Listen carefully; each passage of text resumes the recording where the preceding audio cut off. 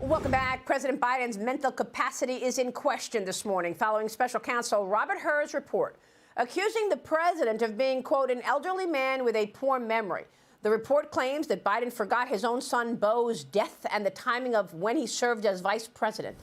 An ABC News Ipsos poll finds 86% of Americans believe Biden is too old to serve another term as president. Joining me right now is Texas Congressman, House GOP Doctors Caucus member, and former White House physician himself, Ronny Jackson. Congressman, it's good to see you this morning. Thanks very much for being here. Thank you, Maria. I appreciate you having me. Now, I saw your tweet. You said it's time to brush off the 25th Amendment and use it here because President Biden is declining mentally. Talk to us about that. What would you like to see happen?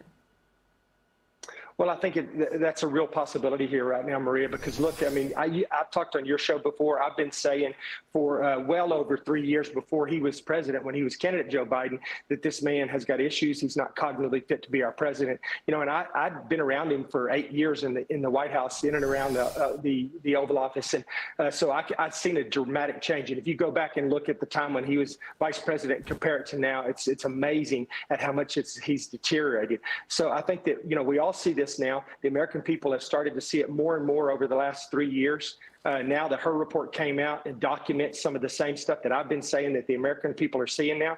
He gets on TV, he tries to refute it. He just reinforces that he's got some serious cognitive issues. It's inspiring confidence in our adversaries. It's, you know, our allies don't want to do stuff with us anymore because they don't trust us and they don't know who's in charge.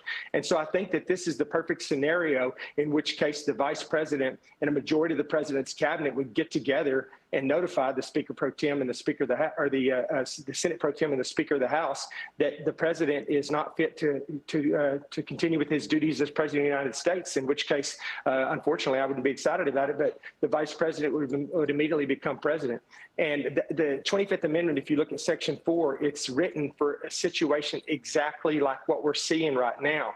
I mean, that is exactly what it was written for. So I hate that, you know, this has gone this way. I honestly didn't think you would make it this far. I think also, Maria, that this is happening. I think that the Democrat Party is letting this happen right now. I think that there should have been a period of time a long time ago where Joe Biden and some of those others that are in the West Wing surrounding him had gone to him and talked to him about this and got him to voluntarily just resign.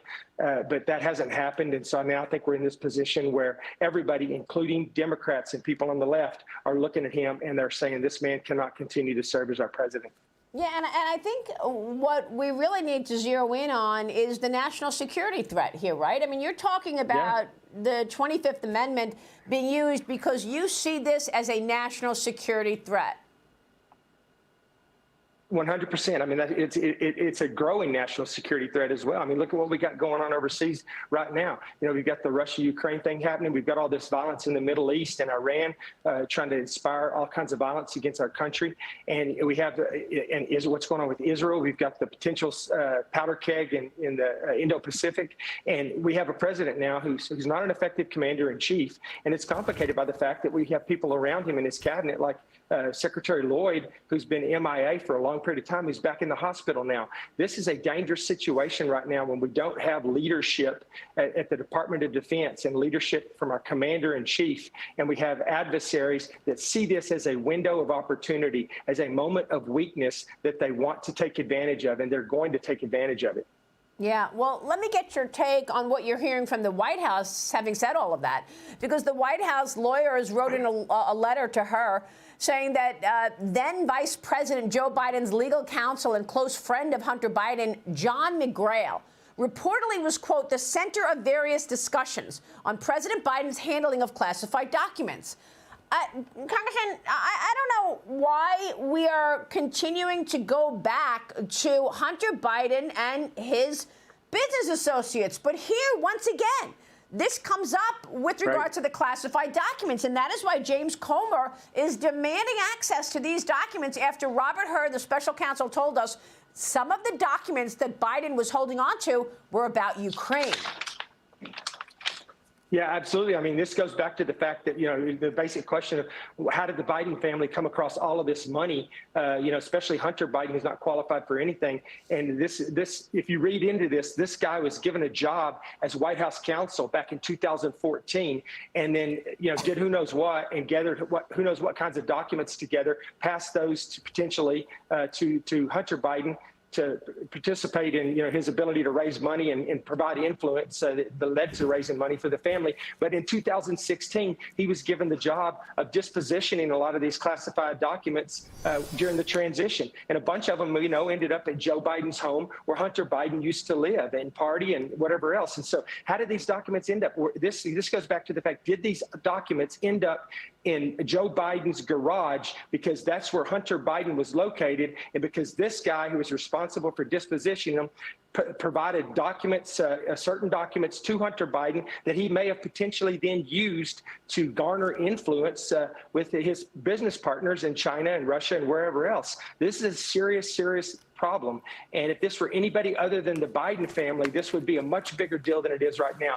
But yes, I think James Comer and Jim Jordan and people like that, we're going to find out what happened. The ice is cracking, and people are coming before their committees now and being more and more willing to talk about what's going on. And one thing's going to lead to another, and something big's going to happen in this story.